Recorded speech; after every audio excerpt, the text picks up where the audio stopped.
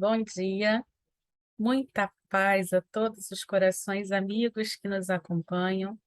É sempre muito bom podermos começar nossas manhãs refletindo em torno da obra de Joana de Ângeles, da psicografia de Divaldo Pereira Franco. Hoje, então, nós vamos falar sobre o capítulo 2 do livro O Homem Integral. E quando a gente pensa, né, nesse capítulo, no título desse capítulo, já vem logo à nossa mente aquela letra que diz assim: todo dia ela faz tudo sempre igual, me sacode às 6 horas da manhã, me sorri um sorriso pontual e me beija com a boca de hortelã. Quem não lembra, né, da grande e preciosa letra de Chico Buarque, ao falar da rotina, né? E é justamente sobre rotina que vamos falar, né, hoje. O capítulo 2 do Homem Integral fala justamente de rotina.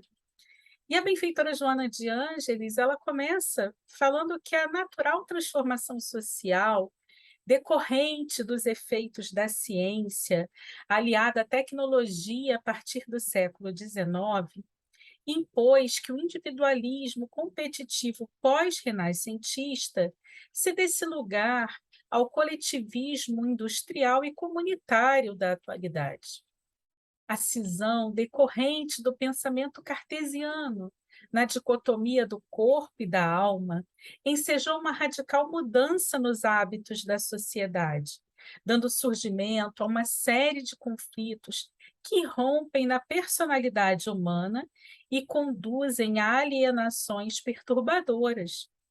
Antes, os tabus e as superstições geravam comportamentos extravagantes, e a falsa moral mascarava os erros que se tornavam fatores de desagregação da personalidade a serviço da hipocrisia refinada. A mudança de hábitos, no entanto, se liberou o homem de algumas fobias e mecanismos de evasão perniciosos, impôs outros padrões comportamentais de massificação, nas quais surgem novos ídolos e mitos devoradores, que respondem por equivalentes fenômenos de desequilíbrio. Houve troca de conduta, mas não de renovação saudável da forma de encarar a vida e de vivê-la. De um lado, a ciência em constante progresso, não se fazendo acompanhar por um correspondente desenvolvimento ético e espiritual, candidata-se a conduzir o homem ao niilismo, ao conceito de aniquilamento. Noutro sentido, o contubérnio subjacente apresenta um elenco exasperador de áreas conflitantes nas guerras e ameaças de guerras que se sucedem, nas variações da economia, nos volumosos bolsões de miséria de vária ordem, empurrando o homem para a ansiedade, a insegurança, a suspeição quanto mais, a violência. A fim de fugir à luta desigual, o homem contra a máquina, os mecanismos responsáveis pela segurança emocional levam o indivíduo que não se encoraja ao competitivismo doentio, à acomodação igualmente enferma, como forma de sobrevivência no barato em que se encontra, receando ser vencido, esmagado ou consumido pela massa crescente ou pelo desespero avassalador. Estabelece, assim, algumas poucas metas, que conquista com relativa facilidade, passando a uma existência rotineira e neurotizante, que culmina por matar-lhe o entusiasmo de viver, os estímulos para enfrentar desafios novos. Rotina é como ferrugem na engrenagem de preciosa maquinaria, que a corrói e arrebenta. Disfarçada como segurança, emperra o carro do progresso social e automatiza a mente, que cede o campo do raciocínio ao mecanismo cansador e deprimente. O homem repete a ação de ontem com igual intensidade hoje. Trabalha no mesmo labor e recompõe idênticos passos. Mantém as mesmas desinteressantes conversações, retorna ao lar ou busca os repetidos espairecimentos, bar, clube, televisão, jornal, sexo, com um frenético receio da solidão, até alcançar a aposentadoria. Nesse interim, Realiza férias programadas, visita lugares que o desagradam, porém reúne-se a outros grupos igualmente tediosos e, quando chega ao denominado período do gozo, repouso, deixa-se arrastar pela inutilidade agradável, vitimado por problemas cardíacos que resultam das pressões largamente sustentadas ou por neuroses que a monotonia engendra. O homem é um mamífero biossocial, construído para experiências e iniciativas constantes, renovadoras. A sua vida é resultado de bilhões de anos de transformações celulares sob o comando do espírito, que elaborou equipamentos orgânicos e psíquicos para as respostas evolutivas que a futura perfeição lhe exige. O trabalho, assim, constitui estímulo aos valores que lhe dormem latentes, aguardando despertamento, ampliação, desdobramento, deixando que esse potencial permaneça inativo por indolência ou rotina. A frustração emocional entorpece os sentimentos do ser, ou leva-o à violência, ao crime, como processo de libertação da masmorra que ele mesmo construiu, nela encarcerando-se. Subitamente, qual correnteza contida que arrebenta a barragem, rompe os limites do habitual e dá vazão aos conflitos, aos instintos agressivos, tombando em processos alucinados de desequilíbrios e choque. Nesse sentido, os suportes morais e espirituais contribuem para a mudança da rotina, abrindo espaços mentais e emocionais para o idealismo do amor ao próximo, da solidariedade, dos serviços de enobrecimento humano. O homem se deve renovar incessantemente, alterando para melhor os hábitos e atividades, motivando-se para o aprimoramento íntimo, com consequente movimentação das forças que fomentam o progresso pessoal e comunitário, a benefício da sociedade em geral.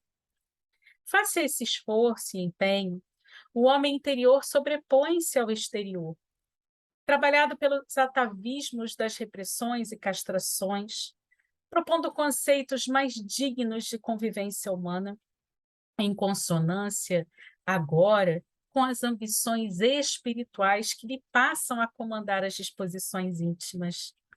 O excesso de tecnologia, que aparentemente resolveria os problemas humanos, engendrou novos dramas e conflitos comportamentais, na rotina degradante, que necessitam ser reexaminados para posterior correção.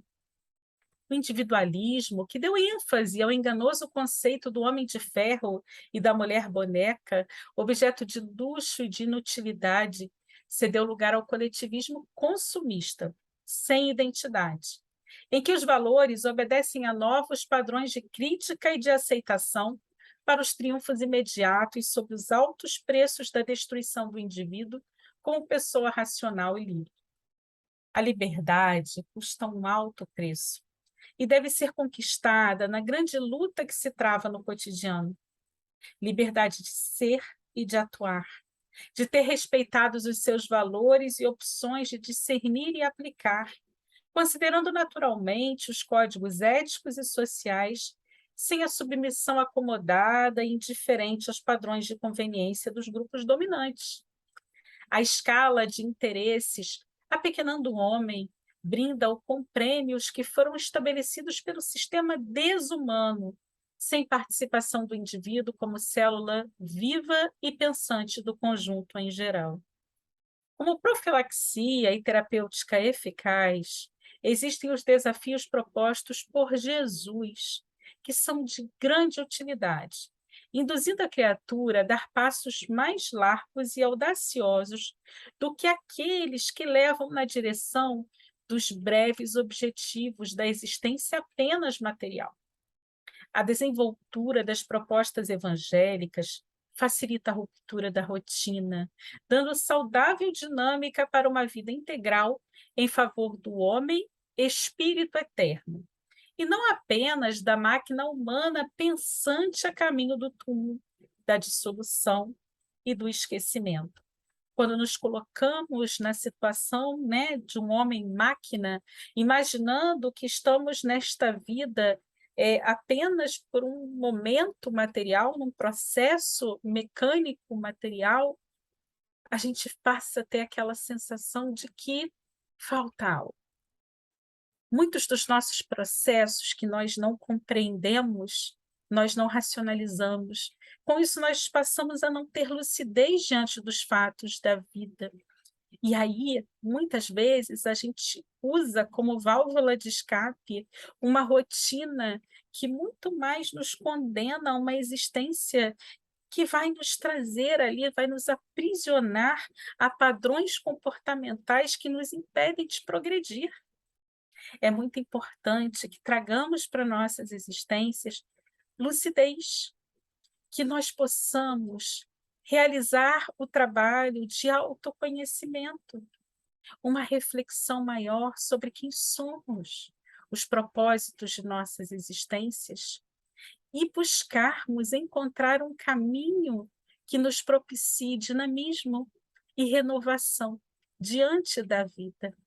E é esse o convite que Joana nos faz neste capítulo número 2 do livro O Homem Integral, que nós possamos seguir o exemplo de Cristo, que chegou à Terra e teve uma vida como homem, na qual ele interagia com todos, mas sem buscar distrações ou se envolver com aquilo que estava muito associado à superfície. Ele foi um homem integral. Ele viveu plenamente os desafios que a vida lhe proporcionou, para exemplificar para todos nós que estamos aqui que para viver é preciso coragem, é preciso enfrentar os desafios, é preciso ter fé, é preciso entender a nossa essência espiritual e acreditar que nada acontece por acaso, que tudo tem um propósito pedagógico de crescimento, de estímulo a uma mudança comportamental, a uma reforma íntima.